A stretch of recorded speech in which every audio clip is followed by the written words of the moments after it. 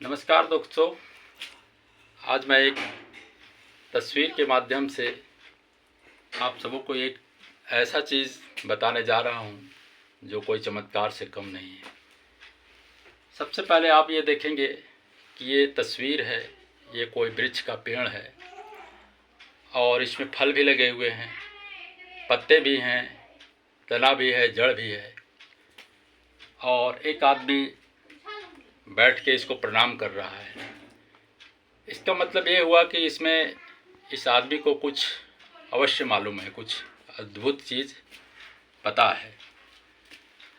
इसको अगर आप अच्छे तरीके से समझ लेंगे तो ये परमात्मा का रहस्य है, इसको आप जान जाएंगे। ऐसे तो ये देखने में लगता है कि एक पेड़ है, फल है, पत्ते हैं, जड़ है, लेकिन ये बहुत बड़ा रहस्य है।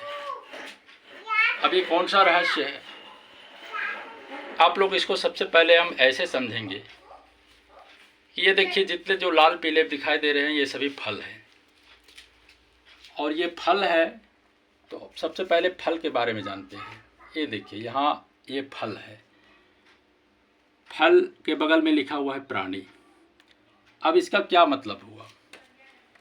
मतलब ये हुआ कि जो गति इस फल की हो रही है वही गति हमारी भी, हम प्राणियों की भी हो रही है। जैसे ये फल की आयु एक निश्चित की गई है, 3 महीने या 4 महीने, उसके बाद ये स्वयं टूटकर गिर जाएगा। उसी प्रकार हम सभी प्राणियों की भी वही गति होगी।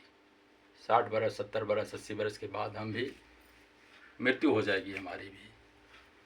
और इसके बाद इसमें देखिए कि जैसे ये बचपन में छोटा होता है तो उसी समय इसमें कई प्रकार के रोग, बीमारी, व्याधियां लगती हैं जिसके कारण भी ये मर जा सकता है।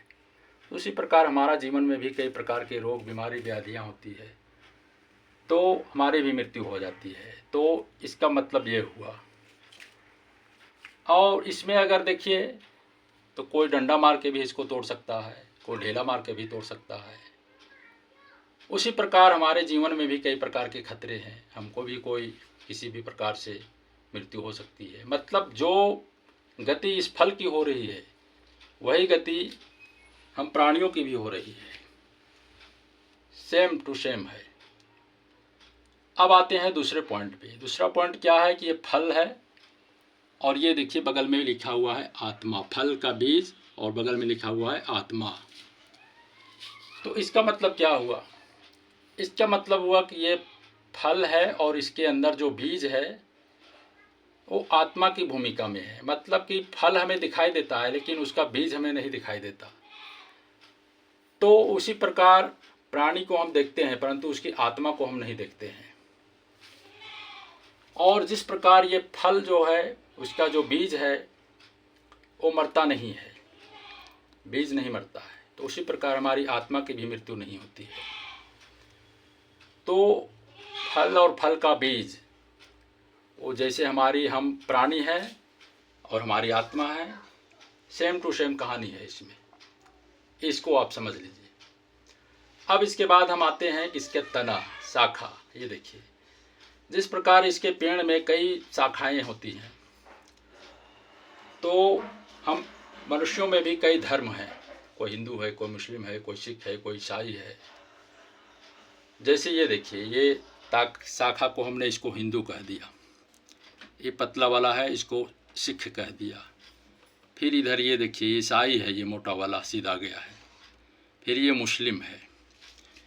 इसका अर्थ हुआ कि हम कई धर्मों में विभाजित है लेकिन एक ही पेड़ के शाखा है। अब ये देखिए, ये हिंदू है, ये इधर झुका हुआ है, ये मुस्लिम है, इधर झुका हुआ है, दोनों को आपस में नहीं पटती है। एक इधर है, एक इधर है, लेकिन एक ही पेड़ के ये लोग शाखा हैं। इतना समझ में आ गया? अब दोस्तों आइए देखते हैं नीचे, ये जड़ है। अब जड़ का क्या काम है? जड़ का काम है कि ये पूरे वृक्ष को भोजन पानी मुहैया करा करके, पेड़ है, पत्ते है, तना है, जड़ है, सब कुछ को ये भोजन पानी मुहैया करा करके जीवित रखना। तो सबसे बड़ा काम तो ये कर रहा है, लेकिन ये दिखाई नहीं देता क्योंकि ये ज़मीन के नीचे है। तो उसी प्रकार जो परमात्मा है हमारे, वो हम सभी प्राणियों को भोजन पानी मुहैया करा करके हम सबको जीवित रखे हुए हैं। तो ये जड़ को जिस प्रकार दिखाई नहीं देता, उसी प्रकार हम सबको आत्मा भी, परमात्मा भी नहीं दिखाई देते हैं। तो ये परमात्मा का रहस्य है।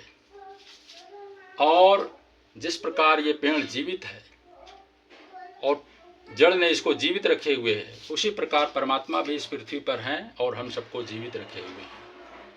तो दोस्तों, अगर ये वीडियो आप लोग को अगर अच्छी तरह समझ में आ गया है तो इसको लाइक भी करें, कुछ कमेंट भी करें और शेयर भी करें। ये बहुत ही ज्ञान क्या चीज़ है, सबको समझ में आना चाहिए। यही हमारा उद्देश्य है इसका। नमस्कार दोस्तों।